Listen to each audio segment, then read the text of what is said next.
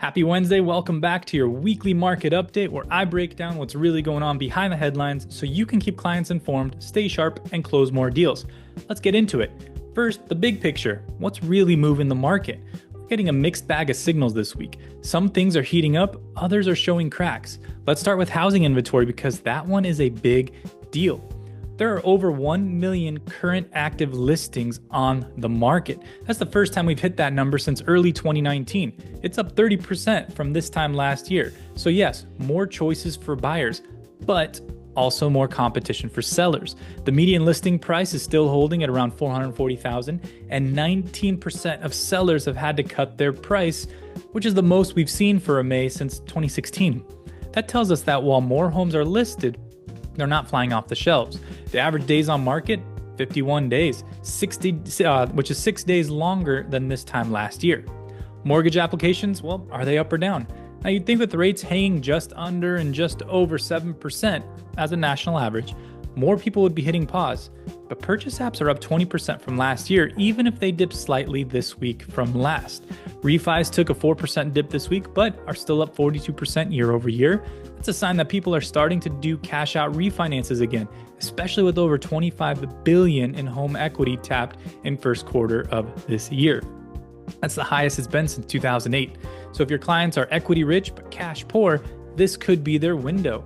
Now let's look into a little bit of Fannie and Freddie and Fed talk. Senate Democrats are pushing the Trump administration to pause any plans to privatize Fannie Mae and Freddie Mac. Why? Because they want a full study on what it would mean for mortgage rates and housing affordability.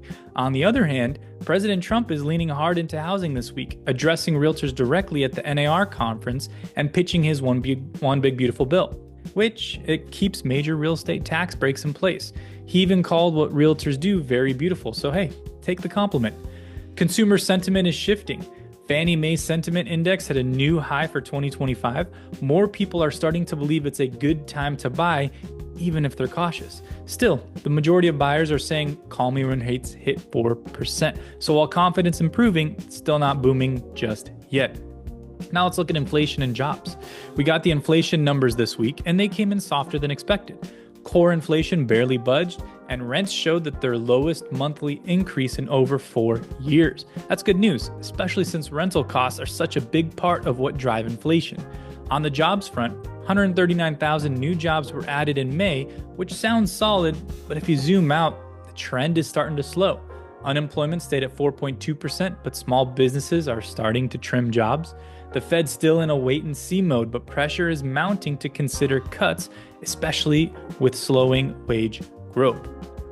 Now, I'm going to give you a little bit of quick hits here, just a couple little teasers of some other things to know.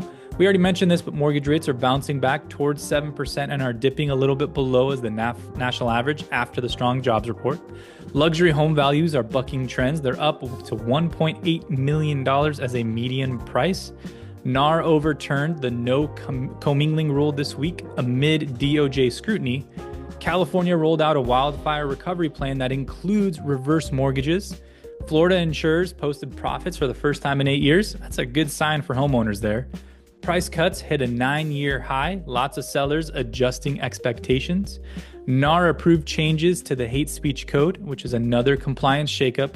CFPB enforcement head just resigned, citing that leadership has quote unquote no intention to enforce the law. So what should you watch as we move forward? More homes are hitting the market, but not all are selling quickly. Buyers are cautiously optimistic, but waiting on better rates. Keep an eye on sellers making price cuts and buyers with equity looking to leverage it. And stay tuned for tomorrow's PPI report. It could shape mortgage rates heading into the weekend. So that's your weekly download. Plenty of movement, some optimism, and still a lot of uncertainty. If you want help structuring offers, navigating rates, or just getting a second set of eyes on your buyer's pre-approval, I've got your back. Hopefully this helped you out. Shoot me a message if you have any questions or you need help with a scenario. Otherwise, have a great rest of your week, and I'll see you next Wednesday.